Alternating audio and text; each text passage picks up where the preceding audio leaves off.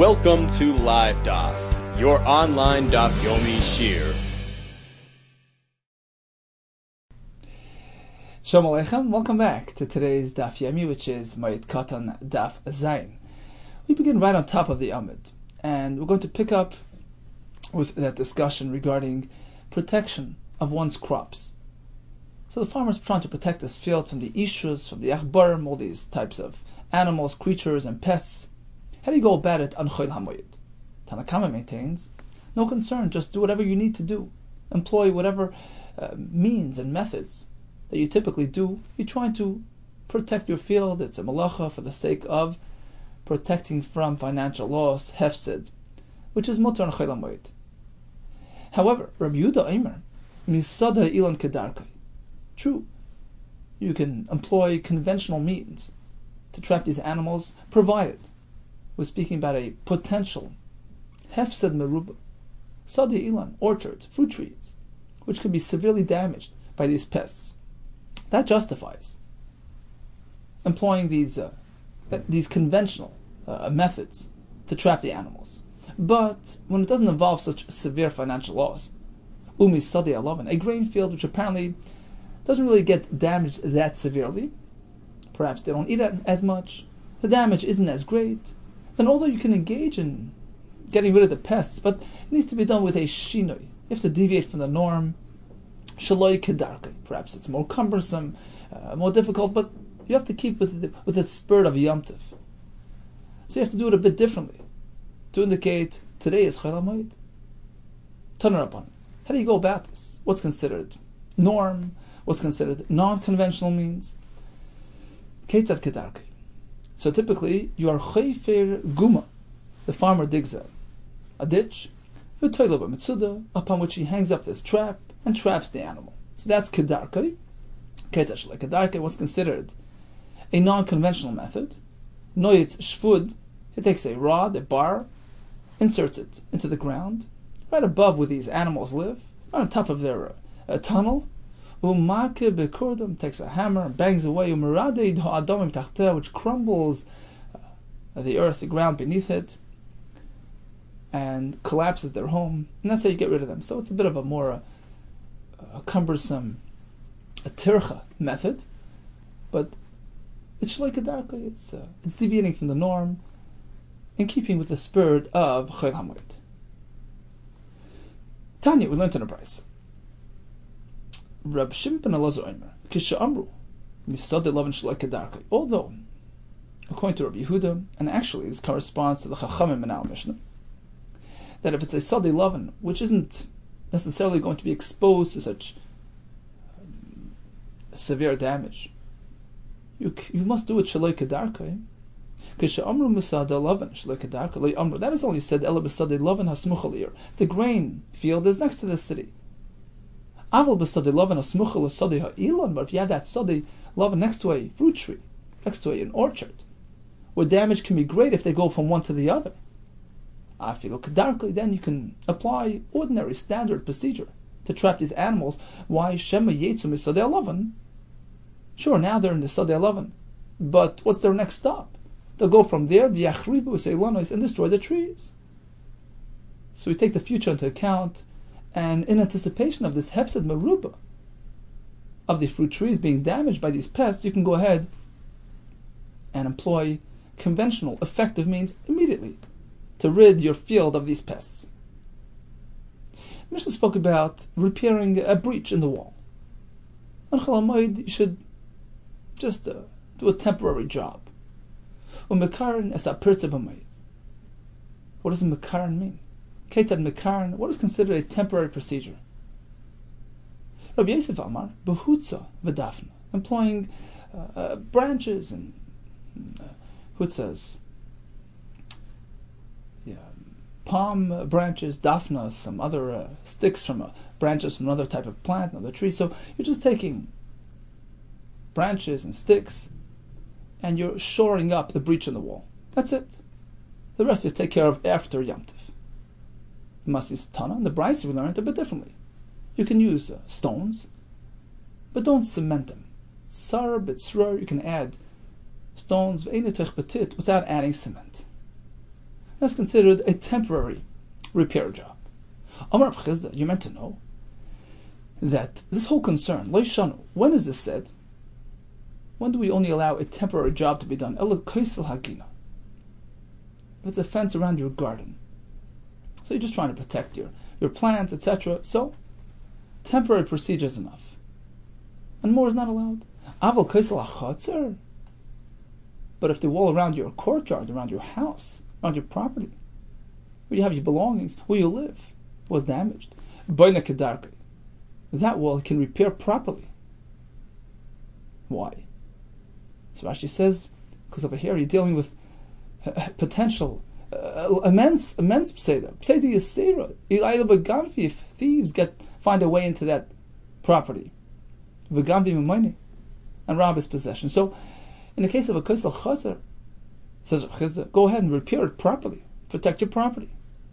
Perhaps we can have a raya to Rav Chisda from the following price, which says, kaisel, if you have a wall, presumably we're speaking about a kaisel of a chazer, hagoiche, or hagoihe, which is leaning precariously into the street, l'shisa rabim, and the passerby are now in danger. Soiser ubayna kedarka. It's chayla moed. You can demolish the leaning wall and rebuild it. V'pnei sakana, to protect from sakana. So you see, they can go ahead and repair a wall, properly repair a wall, reconstruct a wall when necessary. Let's assume, in our case as well, that would be mutter. Answers the Gemara, no.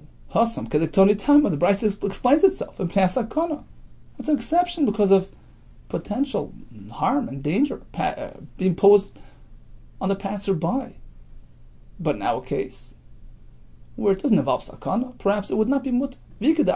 Some actually brought a kasha from this Brisa on Rav Chisda, who says they can go ahead and repair your kaisel chotzer properly.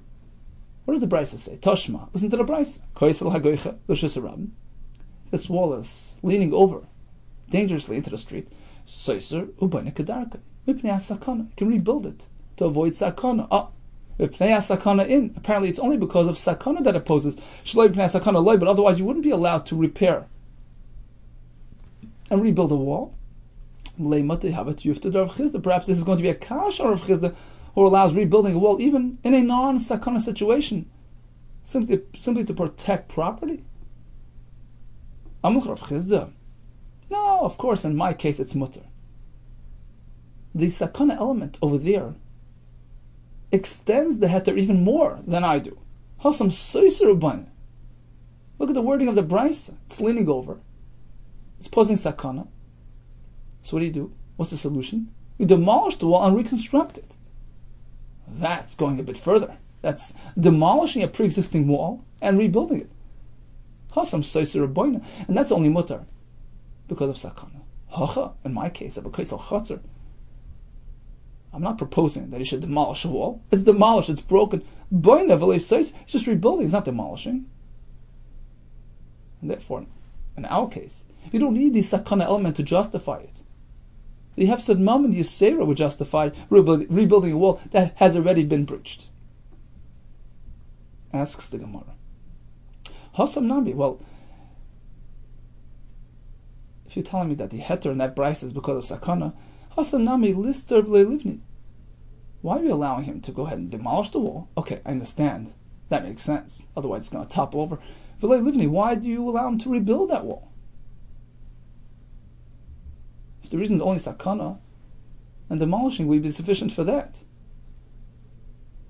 And perhaps the Gemara means to say, you can now have a raya from there to Rav Chisda as well, because you're allowing him to rebuild the wall of the chatzar.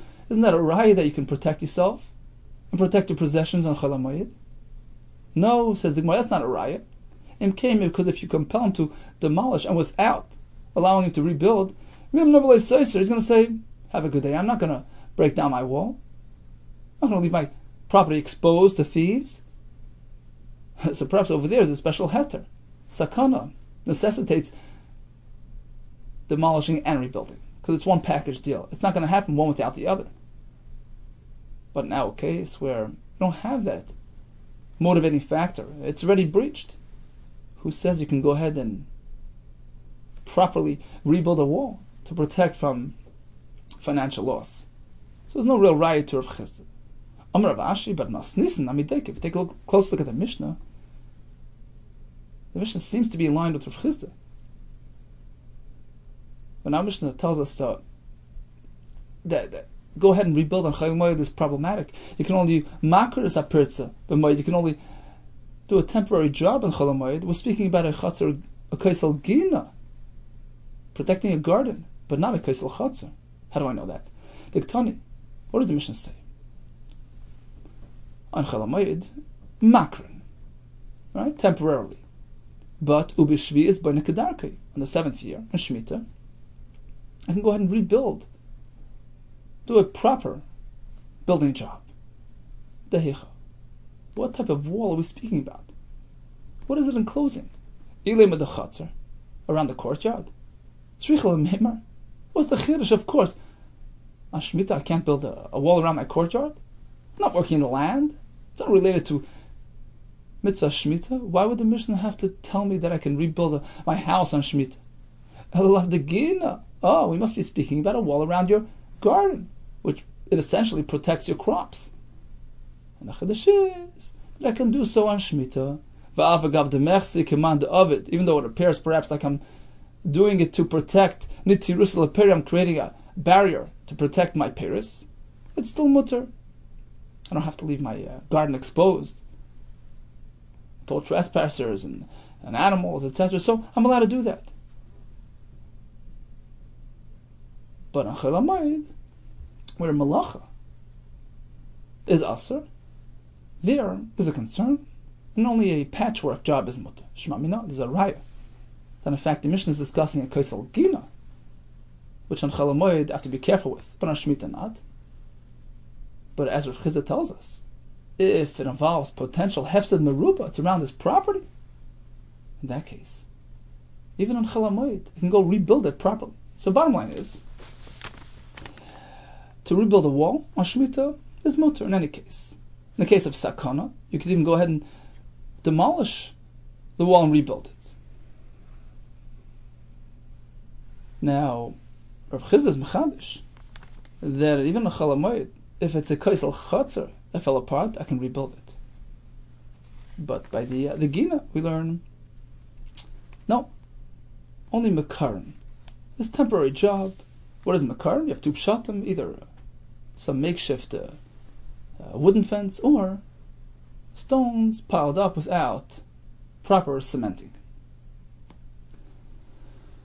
Continues the Mishnah. What happens if somebody has a nega and needs to show to the kohen, which might make him tamei on Chayil Moed?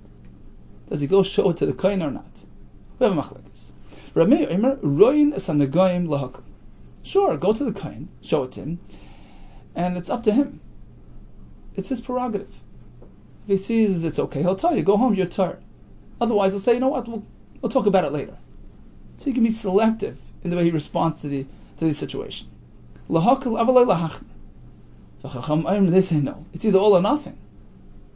Don't go to the kohen to show your nega, because once he gets a look at that nega, he can't be selective in his response. If he sees that it's tahor, you're lucky. But otherwise, he'll have to tell you that you're tummy, and you're going to become tummy on Yom Tov, which is not really in the spirit of the day. Let's take a look at Rashi, about 4 or 5 lines up. Mas nisan. Reimus on negoim lahakol. Roy hakoyin nega tzaras b'moed latar. You can take a look at the nega with the intention of making it tar, if he sees it to be tar. But loy lahachmer. Shem roy hakoyin shutami. If he happens to notice that's a problem nega, eino imer klum. He'll just keep mum. He won't respond. Shem etamai, because otherwise, if he makes a tummy, nimtza mitzari b'moed, he's going to cause his fellow distress on Yom Tov. Rachman Amar v'samachta b'chagecha. He doesn't want to take away simchas Yom Tov. So go to your mayor, go visit the kohen, and the kohen will know to be selective. If it's tar, he'll tell you. If it's tamei, he'll tell you to come back for a return appointment after Yom Tov. Chacham say it's not up to the kohen. Once he sees it's tamei, he can't just ignore it, and therefore better leave it alone. Don't go to the kohen at all until after Yom Tov. Continues the Gemara. Tanya Rabbi Meir, Royin es hanegoim lahakol avlei lahachmer. You can show the neged to the kohen with the intent of the kohen just being matayr, if he's so lucky. But if it's tummy, he'll just ignore it. Rabbi Yossi loy lahakiv loy lachmer. Oh, so you see that Rabbi Yossi is the sheet of the Chachamim. He says, don't show it to the kohen at all. Not to be matayr, not to be matame. Why? Because it's not really up to him. Because if you show it to him, hoping that he'll be lenient, he'll make it tar, he'll be forced to respond even if he notices that it's tummy. So therefore, leave it alone. And you can do that. The Gemara will bring from a pasuk. You can delay showing your neged to the kohen. You can pass through the regal and then bring it to him. So according to our mayor, show it to the kohen. You're safe, regardless. According to Rabbi Yossi, don't show it to the kohen, because it's not up to him to decide what to tell you. Amar Rebbe, says Rebbe, I personally agree with Rabbi Yossi. It's not up to the kohen. It's not his prerogative. He'll be forced to say it the way it is. And therefore, I recommend as follows. Nirin divei Rab Meir b'muskar. You see, there are 3 stages in the tzaras procedure. When something, a spot, is spotted on the fellow, he's locked away. He's quarantined. Muskar. Awaiting further inspection. As soon as a sign of tumah shows up, to white hair, etc., the nega spreads, it becomes tummy. The kohen says, you are tummy. It becomes muchlat. Muchlat means absolute. He's been committed to tumah. Once he's done the Yemei Tumah, and the kohen sees that he's tar again, he has to count 7 days. Yemei Sfira is 7 days that he counts. And then he goes through the Tahara procedure, he brings birds, etc., and he's back into the fold. Says Rebbe, I follow Rabbi Yossi. I hold that it's either all or nothing. If you show it to the kohen, he'll have to tell you one way or the other. And therefore, Nirin Divir Rab Meir b'muskar. I follow Rab Meir's shita. I mean, Rab Meir is the one who says, go to the kohen. Rabbi Yossi says, keep away from the kohen. I like Rab Meir's shita, by a muskar. Meaning, if the fellow was already locked up and quarantined, awaiting further inspection, I maintain, I recommend that the kohen should go take a look, even on Yom Tov. The Gemara soon will explain the reason for this. Because it's only to his gain and benefit. He might become tar, for all you know. And even if the kohen decides that he's a muchlat now, that he's really tameh, he sees a siman tumah, he doesn't really lose much. Because he can still interact with his wife. We're going to see soon in the Gemara. So I suggest that a muskar should expose himself to the kohen. However, if he's already been committed to tumah, I say keep away from the kohen. Leave it alone. Because as the Gemara soon will explain, at the time of muchlat, during that stage in his tumah, he can interact with his wife. Although he's separate from the rest of the crowd, he has to be out of the city. But he prefers associating with his wife. That's takes higher priority over interacting with strangers. So when he's a muchlat, go ahead and keep away from the kohen. Keep away. Because he's taking a chance. If the kohen comes and takes a look and says, well, you're still tummy, okay, so he's with his wife. But if he tells him, great, hooray, you're tar, now begin the 7 yomim of Sfira during which he has to separate from his wife. That's painful, so he doesn't want that to happen. So don't take a chance. So again, Rebbe says, I follow Rabbi Yossi's shita, which means the kohen has no choice. He has to say it the way it is. And therefore, by a muskar, who's not yet really absolutely tameh, I follow Rabbi Yossi's shita. Expose yourself to the kohen. What's the worst thing that can happen? It can make you a muchla, take you to the next step, make you really tameh. You'll still interact with your wife. That's okay. As opposed to a muchlat, where things can get worse, believe it or not, because if the kohen is mitayr him, he's going to lose his wife in the next 7 days. So in that case, I follow Rabbi Yossi, leave the kohen alone. Visit him after Yom Tov. Amar Rava comes and adds to it, explains further. Let's go back to the Ikar Machlekes between Rameir says, go to the kohen. Play your bets. Rabbi Yossi says, keep away from the kohen. All agreed that if he's still pre-kohen, he's still a tar, never visited the kohen at all, don't go to the kohen. The kohen doesn't take a look at him, because they're taking a big chance. He might become a tamei now. So leave the kohen alone. All agree, leave the kohen alone at this point. The Goyes Agra skips the next line. We go down to Kei Pligi. When is the machlokes? Between Reb Meir says, go to the kohen. Rabbi Yossi says, keep away. Behesker, and we change the next word, Hesker Rishon. So he's already been quarantined, locked away. Now, two things can happen now. The kohen can take a look and say, well, the neg is gone, you're tar. Or he can actually take him to the next step, make him a muchlat, really a tummy. So that's a shaila in the Mishnah. What do? Do we take our chances? Or don't we? Mar Savar, Rameir says, go ahead and show it to the kohen. What do you have to lose? Because the kohen tali milsa. It's all up to the kohen. It's his choice. Itoyer, if he notices that you're tar, Amarli tar, he tells him, you're tar, great, hooray, back home. V'itame, if he notices a siman tuma, shasik, he remains silent. So you have nothing to lose. And so much to gain. That's Rabbi Meir's opinion. Umar Savar, whereas Rabbi Yossi holds, no, you have no choice. The kohen has to say it the way it is. L'taroi or l'tamiksiv. The kohen's job is to tell him, you're tar or you're tamei. It's one or the other. Two sides of a coin. Two sides of the equation. You can't be selective in your responses. Therefore, says Rabbi Yossi, keep away from the kohen. Because if you go to the kohen and he sees that you're tamei, he'll tell you the way it is and make you really tamei.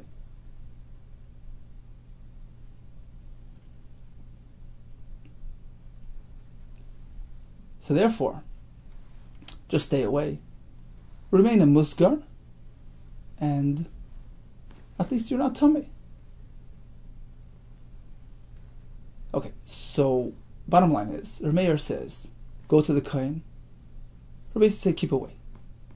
And the way Rava puts it, if he has not yet visited the kohen, he's still pre-kohen, he's a real tar, but he found some questionable spot on himself, don't go to the kohen. You have nothing to gain and all to lose. According to all shittas, stay home. Question is if he's already a muskar. He already got to the first stage. He's been locked away. Rameir says, go visit the kohen, because you only have what to gain. He can extract you from that situation if he sees you to be tar.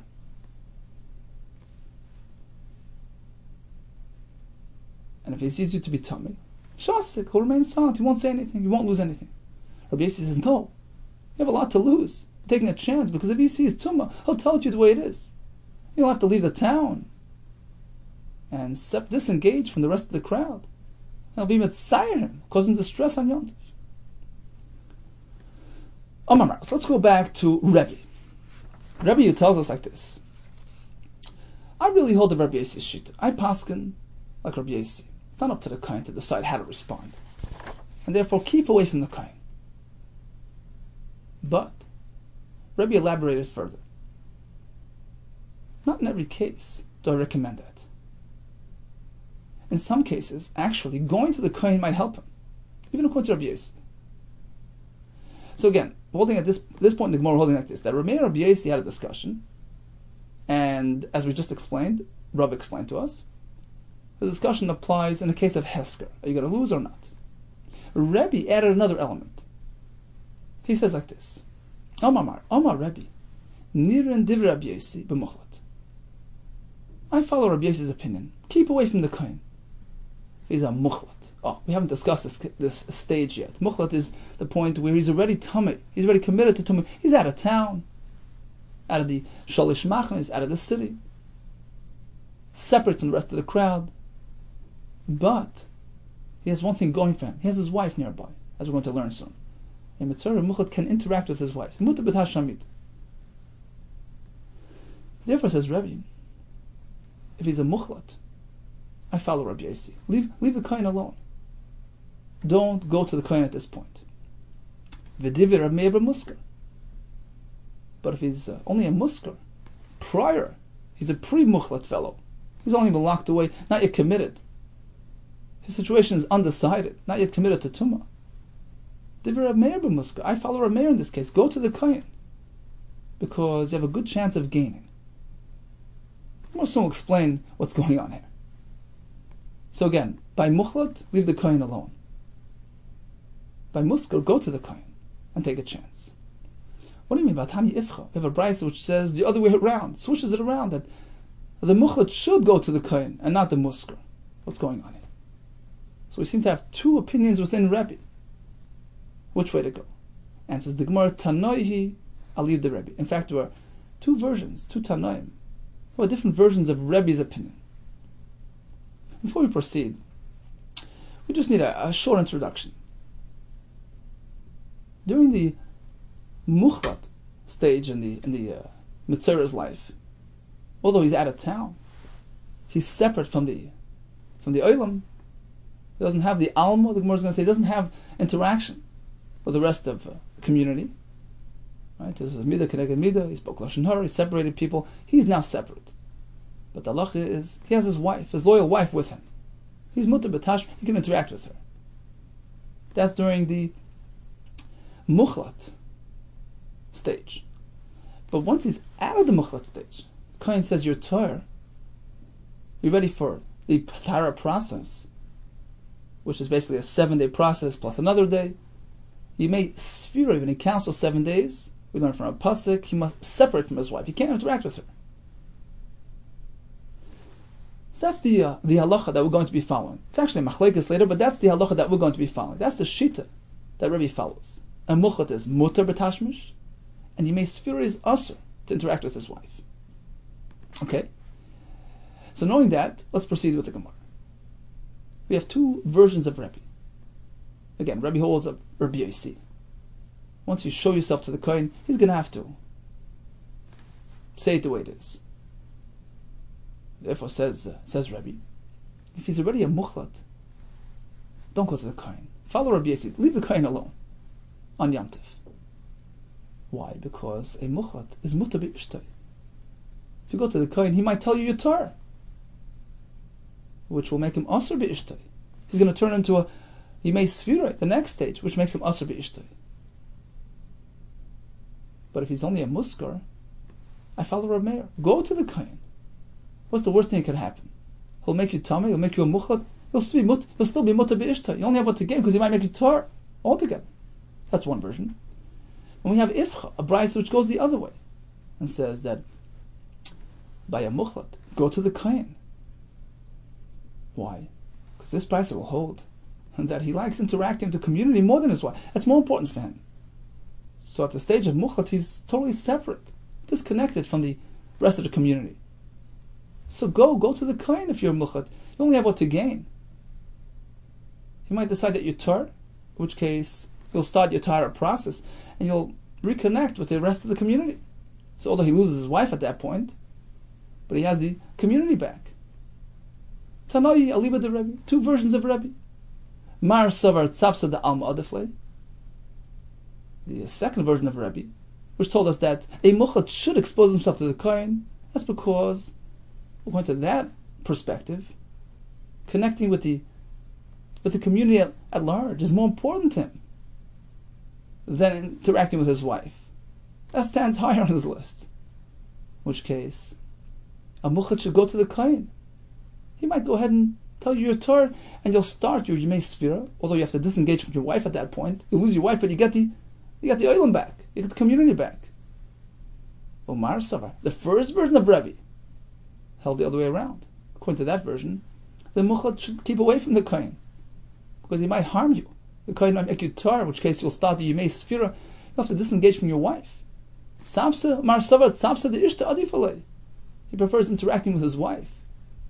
Therefore, according to that shita, I muchlat, don't go to the Kohen. Rather stay tamei and have your wife than turn into a Yemei Sfira process which disengages you from your wife. Okay, perhaps let's go through Rashi and then we'll summarize it with a chart. So Rashi's right off to the on the left side here. Mar Savar, the shita that held that a muchlat should not go to the Kohen, holds that Safsa de Ishta Adefle, he prefers interacting with his wife. So therefore, when he's only a muskar, go to the Kohen. If the Kohen decides that he's tar, yippee, simcha, v'afilu metamale, and even should he decide to make him tummy, make him a muchlat, sends him totally out of town, in which case he can't interact with people, dinshi de alma, afilu hachi, no harm, he's not distressed, though islay tzapsid ishte, still has his wife, umutur b'ishte, he can interact with his wife during that time. So muskar should go to the Kohen. He only has what to gain. So by muskar, I follow Rabbi Meir. Go to the Kohen. I recommend following Rabbi Yossi's approach, meaning keeping away from the Kohen in the case of a muchlat. He's already committed to Tumah. Keep away from the Kohen. Stay that way until after Yom Tov. Why? Because in this case, even if he makes him tor, he's causing him harm. The avik of the Sharle, the Machni Yisrael, because although he allows him back into town, and he can interact with the community, Islay Tzara, but he's still going to be experiencing the stress. The Leslay Tzafse the Ishta, he loses his wife at that point. The Asuru, the Kivan the Matar, the Mechalutim Mibayli, Lemnimni Shema Yivei Sviroi. He has to start counting those 7 days. Ubmei Svir, Asur B'tash Shamita, Siv, Yashav, Mechutz, the Oli Shivas Yam, and Oli means his wife. Oli Zu Ishta, the Siv, Shuv Lechem La'lechem, we find him Matan Torah, go back home to your wife. So, Yashav, Mechutz, the Oli refers to his wife. During Yimei Sfira, you have to disengage from his wife. And that's his top priority here. If he loses that, he's going to be B'tzar. So that explains this Shita. The Shita that holds that a muskar should go to the Kohen. At worst, he'll make him a muchlat. Big deal. He still has his wife. A muchlat should not go to the Kohen because he's running the risk of turning it to going to the next stage of Mitzvah. He may sphere part of the Tahara process, which requires disengagement from wife. Umar Sava continues Rashi. The other approach was held that a muchlat should go to the Kohen. That Shita holds Safsa the Almadafla. He prefers interacting with the community at large. That stands higher than Ishtay. Hai Tana the Amar Rebbe Nivre Dirin Divra Meba Muchlat. This approach that cited Rebbe Shita in a way that he holds like a Rav Meir, meaning he should go to the Kohen by a muchlat. V'divir Rabbi Yosef muskar, and a muskar should keep away. That approach held Savar Tzavsa Da'am Adafli. Tzavsa Da'alma, communal interaction, stands higher than Ishtay. And therefore, so when he's a muchlat, he has to keep away, stay out of town. That's stressful. And therefore, he should go ahead and expose himself to the Kohen. Because the Kohen decides that he's tummy, so can't make him more tummy than he was until this point. But there's always the chance that he makes him tar. He's going to enjoy it. This he's back in town. He's interacting with everybody. He can't interact with his wife. Communal interaction stands higher in his mind. So a muchlat should visit the Kohen. But a muskar should not visit the Kohen. Why? Don't go to the Kohen. He might decide that he's really tummy, make him a muchlat, take him to the next level, and send him out of town. In which case he'll lose the community. He'll use that social interaction. So although he has his wife out there, but he'll lose the community, and he'll be b'tzar. So that explains the two versions of Rebbe.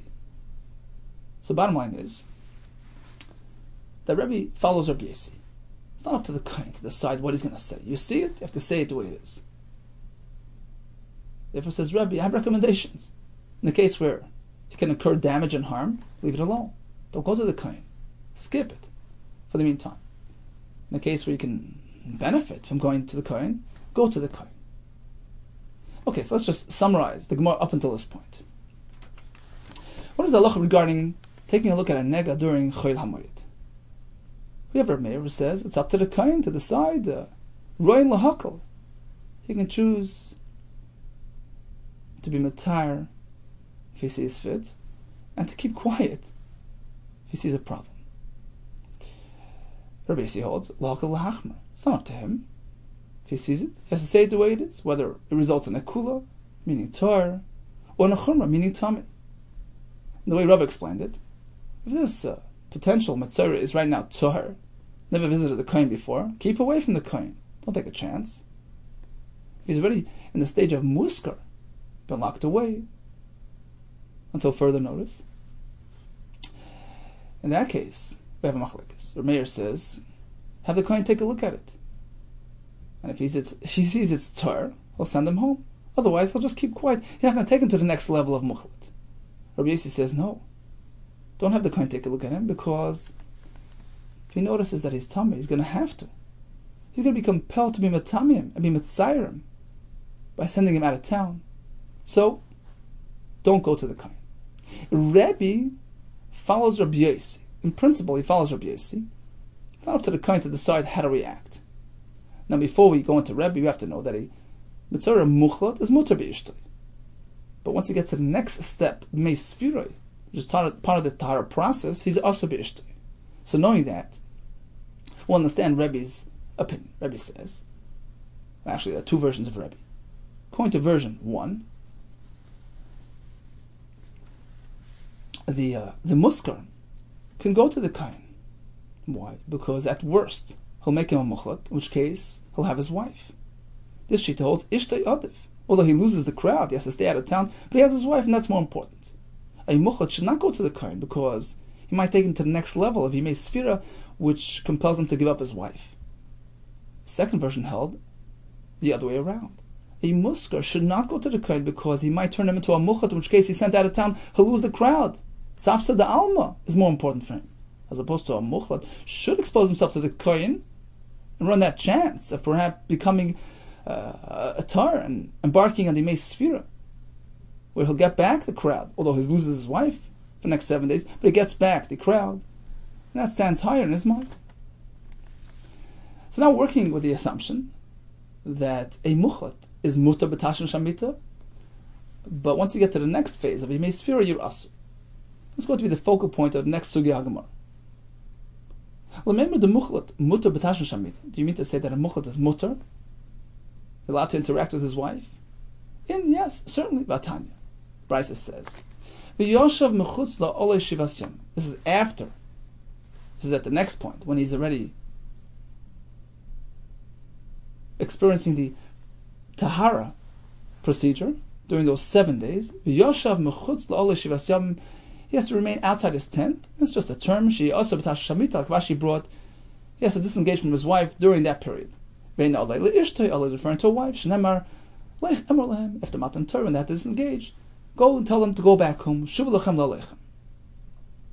There's a gersa Rebbe. Rebbe Eimer. This is specific to Yimei Sfira. Rebbe Eimer shivas yamim yispru loi. This halacha is limited to Yimei Sfira. Yimei Sfira v'lo Yimei Chaluta. So the Isser Tashmish only applies to Yimei Sfira, not when he's actually in a severe tumah state. So it's a little bit ironic. During the Mechaluta, he can interact with his wife, but when he's going through that tahara process, on his way to become Itar, he has to disengage. And this, in fact, was the Shitas Rebbe mentioned a minute ago. And this was the basis for our whole discussion. That a muchlat is mutar b'ishtoi, but not a fellow experiencing the Yimei Sfira. But we have a dissenting view. Rabbi Yehuda Kessler, no. How can you say that? Zayin Yimei Sfira is asa b'tashmish kavachomer l'meichiluta. Of course, when he's immersed in tumah, of course he's asur b'tashmish shamita. V'amar b'chia danti l'fnei Rabbi. I presented my argument in front of Rabbi, and I said, "Limatan Rabbeinu." Actually, you yourself taught us. I sort of was supporting his shita. Rabbi was the one who says that he's mutar b'tashmish during Yimei Chalutai. And I actually supported it. I said, "L'matan Rabbeinu, you yourself taught us that Yosam was born when Yosam lo yihaya lo Uziyo. Uziyo was a Metzora. And when did he have his son Yosam? El b'mei Chalute, when he was in a state of muchlat. So apparently, a muchlat is mutar b'ishtoi. Amar Lois, Rabbi responds 100% right on. Afanika chamarti. I myself held that way. I concur with that. Sure. A Metzora muchlat is mutar b'ishtoi. So Micah Miflaki, what's the machlekes say between Rabbi who says muchlat is mutter and Rabbi Yehuda disagrees? Rabbi Yehuda Savar, Goli Rachmana b'mei Sfira, although the Torah speaks about keeping a distance from one's wife during Yemei Sfira, of course, of course that applies when he's actually tummy. Isn't that self-understood? If you're also during the entire process, of course, when you're tummy, you have to totally disengage from the community at large, from your wife. Umar Savar, Rabbi holds no. We can't draw our own conclusions. My de gully, whatever the Torah revealed, gully, the Torah tells us. My loy gully, what the Torah did not reveal, meaning we don't know what the reasons behind these halachas are. My de gully, my de loy gully, whatever the Torah did not explicitly say, for instance, that whether or not he's aser doing mechilutay, loy gully, has not been told to us, and we assume by default that he's mutar b'ishta. Okay, so this concludes this segment of the sugya. Let's go back to the Mishnah. This fellow has a potential nega. Should he go to the kohen? Should he not? Rabbi says, take a look at it, just in case you're lucky. Rabbi Yossi says, no, keep away. It means you have a right to keep away. You have a nega to show. Lememra, says the Gemara. The bekoyin tal milsa, that kohen has a choice. It's up to him whether or not he wants to see the nega. He can say, look, come back in a week. And yes, certainly, it's up to him. Under certain circumstances, he can delay the appointment. Vatanya, as we went to the Brisa. Ubiyayim heiro isbay. This is a pasuk by Nega. And we learn from here, Yesh yoim shatarayba. Ubiyayim, there's a certain day that you're going to see the Nega. Sometimes you see them. Yesh yoim shatarayba. Some days you don't see the Nega.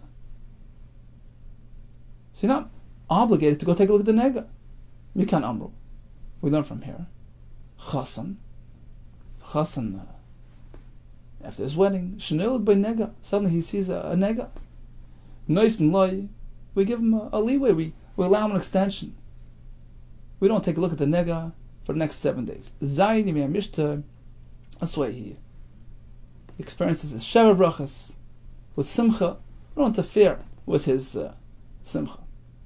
Whether the nega is pertaining to his body, loy, will a beise found in his home, l'ksusei on his garment.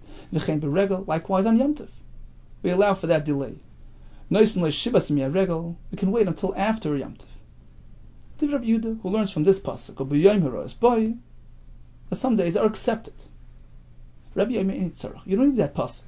I have another pasuk for this. A straightforward source. Harei Omer. Take a look at the pasuk. This fellow has a potential nega in his home. And the kohen takes looks. I see trouble. So you would think that he issues his verdict immediately. No, says the pasuk, "V'tziva hakohen apinas habayis." Before he issues his verdict, makes the house and all its content tummy, kohen issues instructions. Go ahead and clear out the house. Get out the kelim before I'm matami the house. So we allow for some delay. Imam tinim loy l'dvar rishus. We're allowed to delay for a non-mitzvah reason, just to save himself a few pennies. Because really, the only thing that are really going to get damaged are the klei cheres, which can't have tevilah. So we're so concerned about this fellow, we delay the tumah to accommodate him. Kloshkin var mitzvah, of course, it involves a mitzvah like sheva brachas, like simchas regel. We're going to delay matters to accommodate it. Might be now. Is there any difference between two approaches, whether it's that pasuk or this pasuk? Rabbi, there isn't much of a difference. Mashmo is doishin ikabinayot. It's just a question of where to take the drash from, but practically speaking, there's no nafkamina. V'Rava Amar, no, there is a nafkamina. Dvar harishus ikabinayot. True, when it comes to the neg on the house, we do delay a bit to allow for removal of content, even though it's not a mitzvah activity. But a nega on one's person, on one's body, can that be delayed for a dvar harishus, for a non-mitzvah concern? That's enough kamina. Rabbi Yehuda, who learns from ubiyayim heroes boy, some days are accepted, regel, shivas miyamishta, dafka mitzvah activities allow for a delay, but not non-mitzvah activities, not just for convenience, not just to accommodate the bal hanega. Whereas Rebbe, who learns from a tziva kohen epinas abayis, that is pertaining to a dvar harishus, it's not a mitzvah concern. He seems to allow procrastination even for a non-mitzvah reason. So Dvar HaRishus Ike B'nai.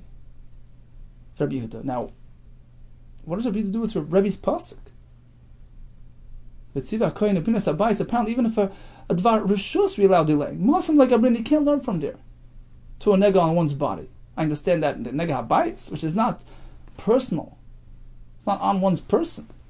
There we allow delaying for other reasons as well, but a nega on one's person is only allowed to be postponed for a Dvar Mitzvah. Masim like Amrin, we can't learn from the nega Bayis. The whole concept is an anomaly. It's a chiddush.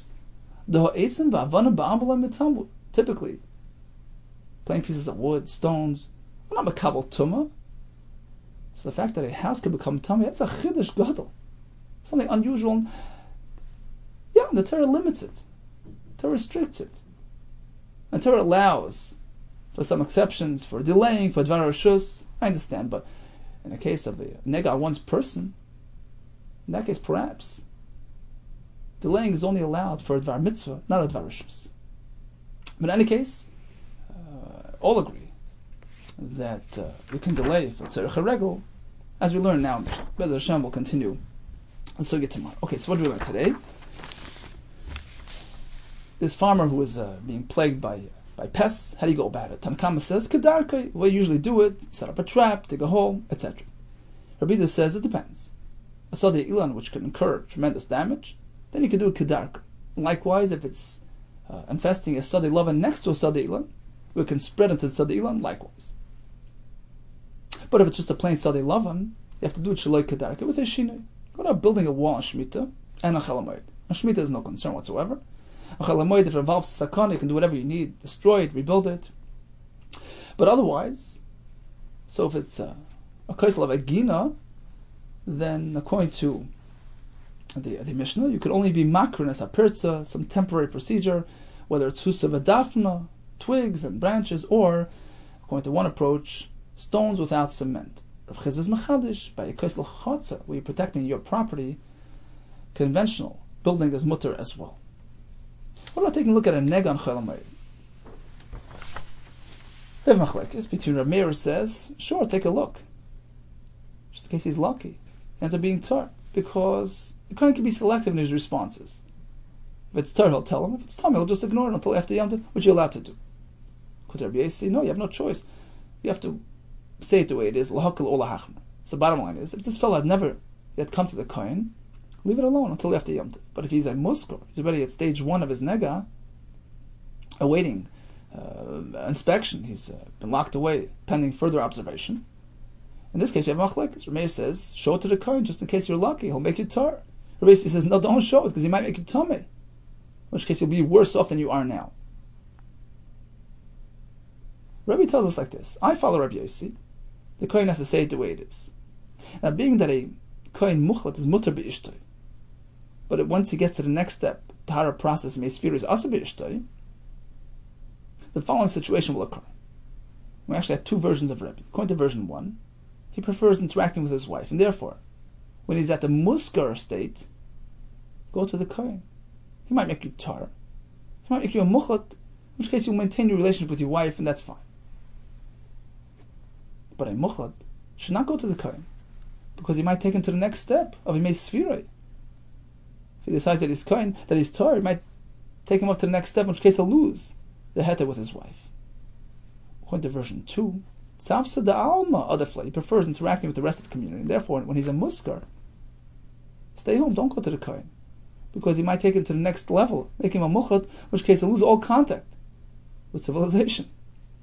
As opposed to a muchlat, he should go to the Kohen, because he might get lucky. He might take him out of that muchlat state and make him a Imei Sfiroi. In which case, although he loses interaction with his wife, but he regains civilization. That's more important for this fellow. Now we proceeded with the discussion regarding the muchlat and the Imei Sfiroi. Which one is Asr B'Ishtoi? All agree that Imei Sfiroi, while he's counting 7 days of Tahar, is Asr. By muchlat we have machlekes. And Rebbe held that a muchlat is mutar B'Ishtoi, which was the basis for the previous discussion.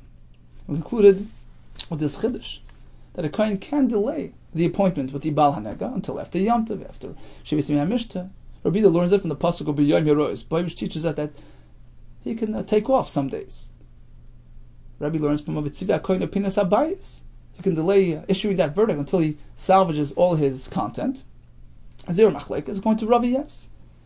In the case of Rishus, a non-mitzvah concern, according to Rabbi Yehuda, this exception is only applied to a mitzvah, regel, a chassan, but not a dvar Rishus. According to Rabbi, he learns from B'tziva Koine Pinas Abayis, where he's just trying to salvage his kelim. That's a dvar Rishus. And apparently, even for a dvar Rishus, we can delay matters to accommodate the Bal Hanega. All the best to you, and much, much hatzlacha.